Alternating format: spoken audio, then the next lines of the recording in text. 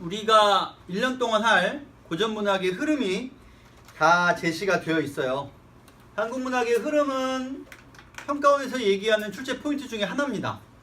이걸 알긴 알아야 되고, 실제로 과거에는 이제 각 문학관례의 특징을 묻는 문제가 많이 출제됐어. 왜냐면 그게 출제 지침이니까 어쩔 수 없었겠죠.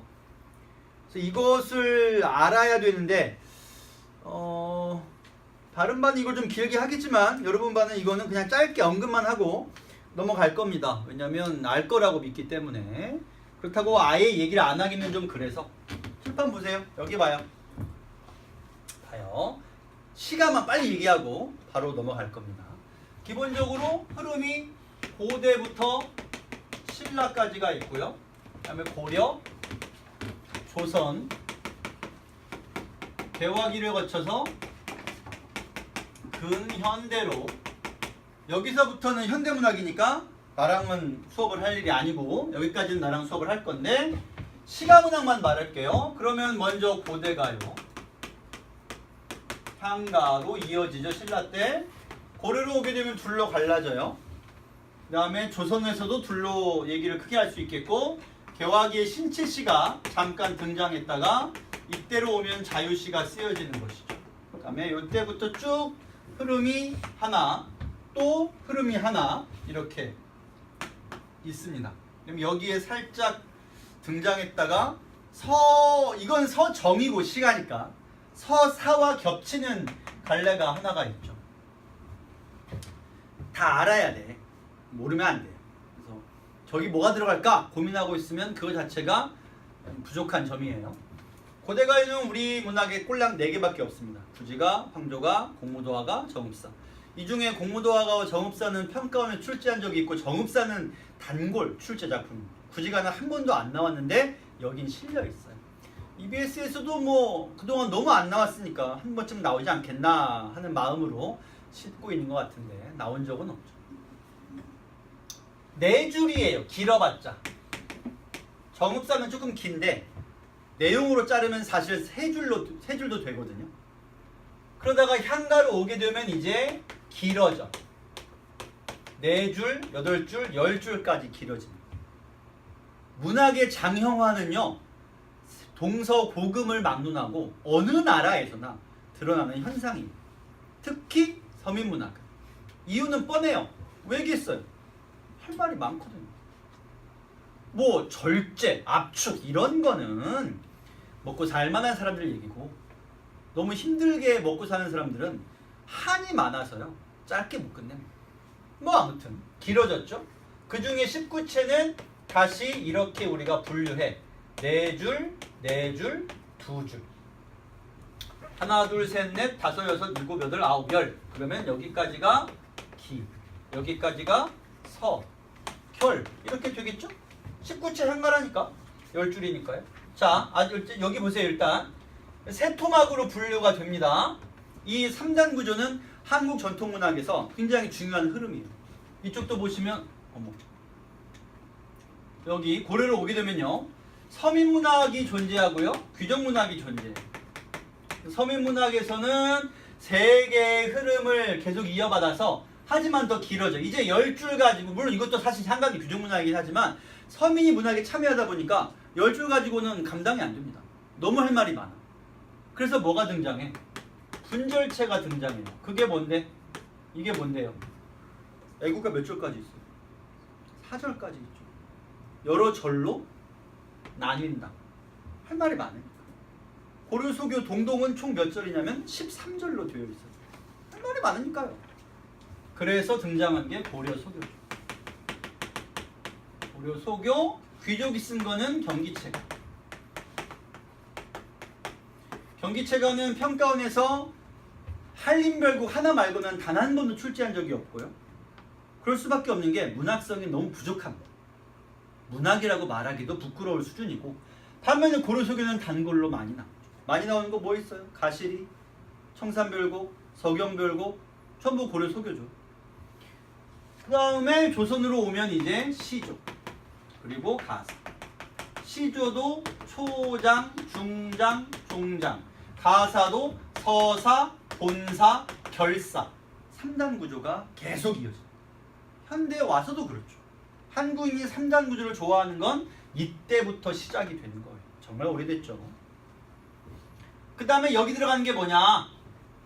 조선 중기 후기쯤에 발생해서 서민들이 주로 즐겼던 거. 그거는 판소리. 서사적인 특징이 많아서 서정으로만 분류하기는 어렵죠. 그 다음에 이렇게 고려 초기부터 쭉 쓰여진 요거는 민요예요. 민요. 이것도 시잖아요. 민요도. 그 다음에 고려 초기 또 등장한 게 뭐가 있냐면, 이건 서민이라면 귀족의 것은 한시, 한문으로 쓴 한시가 있죠. 이것도 쭉 이런 흐름이에요. 그래서 우리가 지금 한시 두 편을 배웠고, 지금부터는 향가부터 아마 쭉 차례대로 이렇게 계속 가게 될 겁니다. 주된 흐름은 3단 구조라는 것, 장형화, 길어진다는 것, 그리고 서민문학이 꾸준히, 시조도 원래 양반문학이었지만 나중에 서민들이 쓰는 시조인 사설시조가 등장하죠. 더 할 말이 있지만 여기서 마칩시다. 자, 그럼 이 작품 들어갑니다. 향가예요. 19제 향가. 기서결은 얘기했고, 바로 갑니다. 임금은 아버지요, 신하는 어머니요, 백성은 어린아이로고. 그럼 여기 임금, 신하, 백성, 아버지, 어머니, 애. 그렇다면 땡땡 관계를 땡땡 관계로 표현했죠. 그럼 애초에 임금, 신하, 백성의 관계는 무엇이며 아버지, 어머니, 어린아이는 뭐라고 하느냐? 뒤에는 쉽죠. 너무 쉽죠. 가족관계. 그럼 앞에 들어갈 말은 뭘까요? 임금과 신하와 백성. 봉건 시대에서 저 셋은 무슨 관계야? 명령하면 복종하는 관계죠. 한쪽이 주인이고 한쪽은 무조건 거기 따라야 됩니다. 냉정한 관계죠. 근데 그 관계를 가족관계로 표현했다라고 하니, 이것이 이 작품에서 통치의 도리를 덕치로 권유하고 있습니다. 덕치, 덕으로서 다스리라는 얘기죠. 그 다음, 백성의 사랑을 알리다, 알 것입니다. 다시 말해 현재 시제로 말하는 게 아니라 미래로 말하는 거예요. 네가 이렇게 한다면, 가정이죠? 이렇게 될 것이다. 즉 여기가 가정이고 그 다음이 결과로 이어집니다. 가정과 결과. 이 다음도 마찬가지예요. 꾸물거리며 살아가는, 살쏘는 살아가는 물생. 뒤집으면 뭐야? 생물. 다시 말해 생명. 근데 앞에 꾸물거림이라는 표현이 보이니까 이 생명은 임금, 신하, 백성 셋 중에 뭘까라는 거지. 민준아, 셋 중에 뭘까? 이 생명은, 이 셋 중에 백성이겠죠. 이 생명은 백성을 말합니다. 그래서 꾸물거리며 산다란 말이 보여. 여기서 곧장 어떤 의식을 엿볼 수 있니? 귀족의식이죠. 저들은 꾸물거리며 산다, 이런 거잖아요. 이를 먹어 다스려져. 이라고 하는 것은 앞에 있는 물생을 가리킬 것이고, 먹어 다스려져에서도 마찬가지. 다스려져라는 이 표현의 특징, 다스려져라는 말은요, 피동이죠. 피동이에요. 다시 말해 다스림을 당한다라는 말이지. 여기서도 마찬가지. 백성을 통치의 대상으로만 취급하는 태도를 볼 수가 있습니다. 따라서 이런 걸 좀 더 어렵게 말하면 대상화라고 하죠. 주체가 아니야. 백성은 그냥 통치의 대상일 뿐이에요.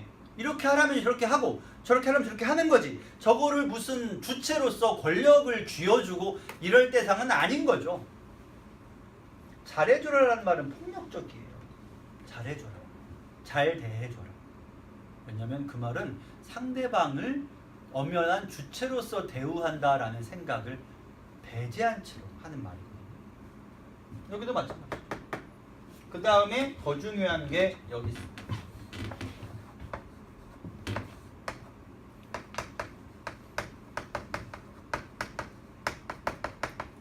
통치의 가장 중요한 점은 뭐냐? 먹이는 거. 그들을 먹이는 게 제일 중요합니다. 그렇게 하면 백성을 잘 다스릴 수 있고, 자, 백성이 다스려져서 이 땅을 버리고 어디 가려 할진대 여기도 마찬가지 가정이죠. 한다면 이란 뜻이니까 한다면 나라 안이 유지될 줄 알리이다. 이게 결과죠. 가정 결과. 알 것이다. 유지되는 것을 알 수 있을 것이다. 이렇게. 그리고 여기 이 부분 여기서부터 여기까지. 이 땅을 버리고 어디 갈까? 이 땅을 버리고 내가 어디를 갈까? 라고 한다면 역시 민준이 이 땅을 버리고 어디 갈까? 라는 말은 그럼 누가 하는 말이야? 이 말은. 마찬가지. 정답입니다. 백성이 한 말이죠. 여기 봐요. 여기 봐. 잠깐만.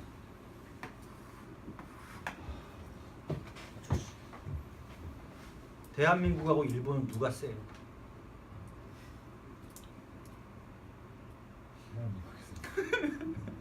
내가 모범 답안을 얘기해 줄게. 모범 답안이 뭐냐면 선생님 질문이 틀렸습니다 라고 해야 돼요. 왜냐면 기준을 제시 안 했잖아. 예를 들어서 경제력? 아니면 야구 실력? 축구 실력? 아니면 인구? 뭐가 됐건 기준이 있어야지 결정을 하죠. 질문을 바꿔봅시다. 대한민국과 일본은 군사력에서 누가 우위에 있다? 이건 좀 애매하죠. 일본은 기본적으로 평화헌법을 아직까지 어쨌든 고치려고 시도는 무지 많이 하고 있지만 고치진 못했으니까 남의 나라에 군대를 파견할 수가 없습니다. 평화유지건이 뭔가 군대를 가지고 있을 수도 없고요. 그러다가 자위대를 창설해서 지금은 자기 보호용으로만 한정되게 군대를 보유하고 있죠. 전투기도 있고요. 기타 등등이 있는데 그건 모르겠어요. 자, 이 얘기를 내가 왜 꺼냈냐면 이 말을 지금 이건 신라의 작품이니까 신라의 백성이 해요. 그럼 이제 보세요.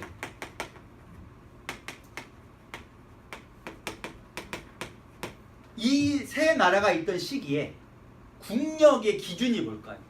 국력이든 전투력이든 어떤 나라가 세다라고 말하는 기준이 뭐겠냐는 거예요. 곧바로 인구수와 직결되죠. 쉽게 말하면 전쟁에 나갈 수 있는 나이의 남자 인구수가 곧 그 나라의 국력이고 군사력입니다. 만약에 한반도에 있는 나라들이 사대주의를 택하지 않고 무조건 고개 빳빳이 들고 싸우다가 죽더라도 서서 죽지 무릎 꿇진 않겠다라고 했다면 어쩌면 우리는 지금쯤 대한민국이라는 나라의 국민으로 살고 있지는 못했을 수도 있어요. 중국의 일부 어떤 변방쯤으로 살았을지도 모르죠. 그거야. 역사의 가정은 넘어가고. 국력이 곧 인구다라고 한다면 신라의 왕에게 가장 중요한 문제는 뭐겠느냐? 여기쯤 사는 백성들이 야 이거 너무 살기 싫어. 정치 개판이야. 넘어가 버리면 되죠. 지금처럼 국경에 철조망이 있겠어. 지뢰가 있겠어. 뭐가 있겠어. 다 경비도 못하잖아. 대충 넘어가면 이 나라로 가면 이 나라가 강해지고 이 나라고 이 나라가 강해져요. 자기는 약해지죠. 결과적으로 이 나라 사람들의 입에서 무슨 말이 나와야 돼? 이 말이 나와야 돼. 그러면 심지어 여기 이쪽에 있던 애들을 다시 불러들이겠죠. 야 여기 제일 좋아. 이쪽으로 와. 그러면 지역의 문제가 아니라 국력이 커지면 자연스럽게 지역도 먹는 거지. 이렇게 되겠죠. 그래서 이 말이 나오게 하는 게 중요했다라는 얘기예요. 근데 강압이 아니라 자발적. 이 말의 의미는 왜 중요하냐? 자발적이란 말이 중요해요. 이것은 백성의 말이고요. 더 중요한 건 자발적으로. 이렇게. 그러면 나라가 유지될 줄 알 것입니다. 쉽고요. 그 다음 임금답게 신하답게 백성답게 할 것 같으면 나라 안이 태평할 것입니다. 이 마지막 줄에 해당하는 한자 성어가 8글자짜리가 있는데 어렵겠죠. 8글자니까. 4글자도 못 외우는. 8글자 어렵긴 하지. 너무 어렵다. 무슨 뜻이겠어요? 임금은 임금답게, 신하는 신하답게, 부모는 부모답게, 자녀는 자녀답게. 다른 말로 바꾸면 본분을 지키라.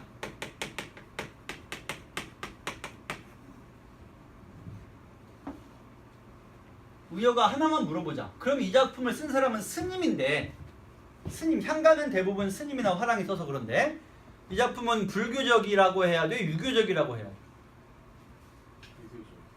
그렇죠. 왜냐면 통치의 도리를 담고 있으니까. 불교는 통치의 도리를 담고 있지는 않은 경우가 많을 뿐더러 지금 아무리 좋게 얘기했지만 뭐 가족이 어떠니 저떠니 했지만 어쨌든 어떻게 백성을 통치할 것인가에 대한 얘기이므로 이 작품은 유교적인 성격을 띠고 있습니다. 끝. 뭐 끝난 그 얘기 안 했어. 하나만.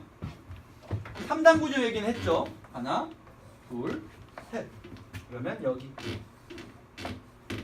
이건 내신에서 많이 하는 얘기지 수능에서는 이 얘기를 거의 안 하는데 얘기만 짚고만 넘어갑시다. 3단 구조의 첫 번째 구멍, 첫 번째 단어는 무엇으로 쓰느냐? 감탄사로 쓴다. 감탄사로 쓴다. 3단 구조의 첫 번째.